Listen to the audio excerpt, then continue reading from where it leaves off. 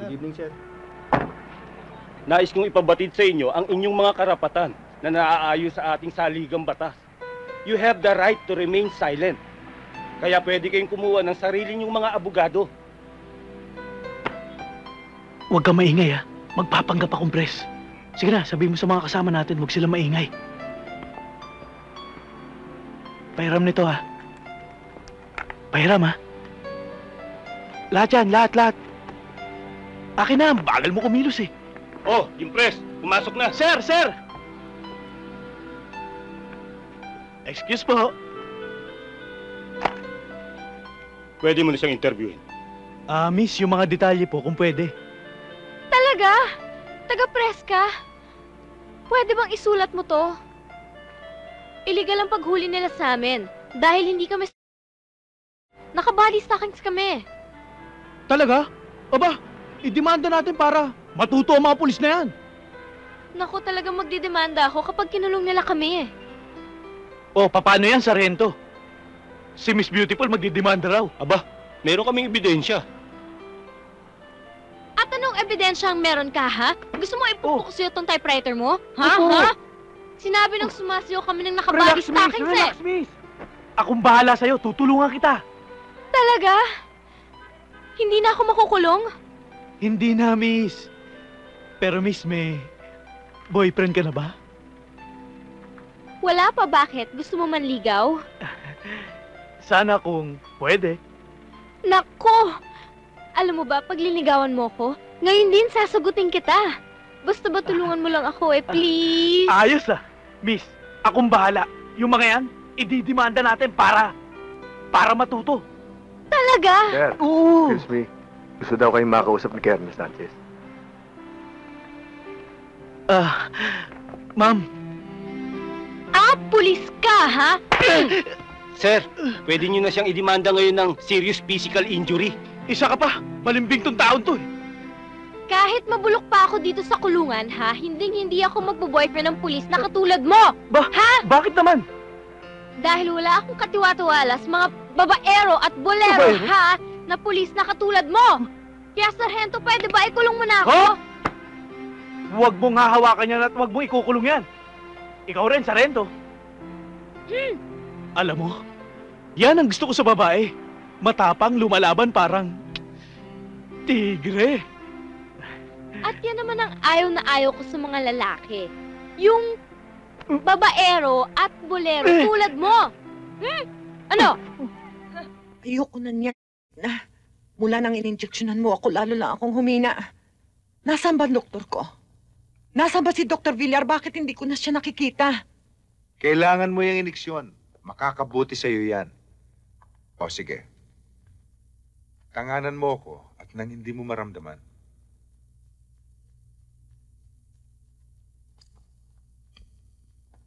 O, parang kagat lang ng langgam yan. O, sige nurse. Pagkatapos niyan, higa mo na siya para makapagpahinga. Pahinga na naman. Kagigising ko lang eh. Osmundo, sana intindihin mo paghahanap sa aking anak. May pakiramdam ako na buhay pa siya. Hindi totoong patay na siya tulad ng sinasabi ng mga dyaryo. Ibalik mo siya sa akin. Gusto ko magpaliwanag sa kanya. Kahit nag-asawa ako muli, mahal ko pa rin siya. Naniniwala din akong buhay pa siya. Kumikilos ang aking mga tauhan, pati na yung mga kaibigan ni Gilbert. Matatagpuan din natin siya.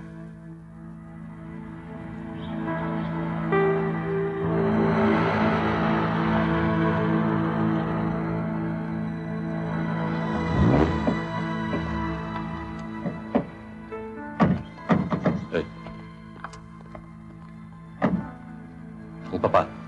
Hello? Diyan na po sila.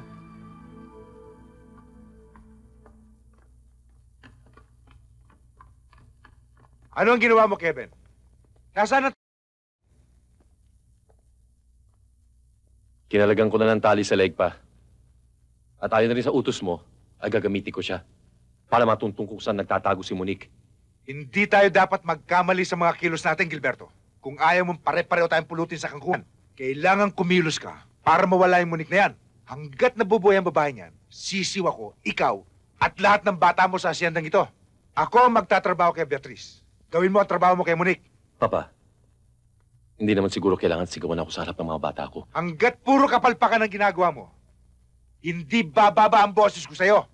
Puro kayo mga Lahat yung mga sinasabi ko sa inyo eh. Lolo naman, wala na kaming ginawa na hindi nyo kami pinagbawalan. Eh lahat ng ginagawa namin, kinokorek nyo eh. Uy, talaga naman kayong magpisa, wala na kayong nagawang tama. Puro palpak. Gaya na lang niya suot mo. Kailangan siguro magpagawa pa ako ng araw. Bakit naman po? Uy, nakakakita ka pa ba dyan? Oo, adjustable to. Ba? Iba nga yan ah. Uy, mabalik tayo rin sa pinag-uusapan natin kanina. Alam nyo kayong magpinsan, nang maghulog yata ng bisyo ang demonyo dito sa lupa, sinagap ninyong dalawa.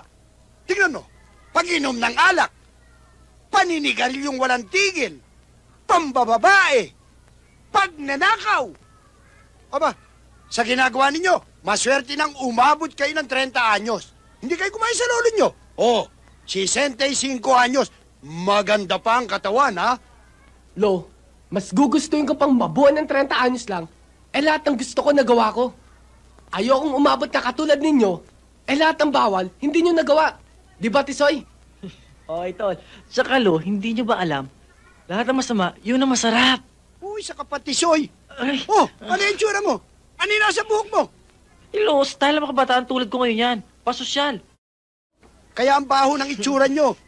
Alam mo ba, Tisoy, ang inaasahan kong tumubo sa'yo, sungay, hindi yan. Kaya ikaw, buhat ngayon, tigilan mo na yung pagkain ng nakaw ng manok. Tinutubuan ka na ng pakpak eh. Oh. Oy, teka. Baka pag uwi ninyong magpinsan eh, gulo na naman ang uwi ninyo rito, ha? Lolo, hindi pa nangyayari. Pinangungunahan nyo na naman kami. Kaya tuloy, yung hindi dapat mangyari, eh nangyayari. Kaya Lolo, Kaya, Lolo, ikaw ang dapat ang nasisihin. Ika na. Ba, mga damuhong ito, ha? Tara, Tisoy.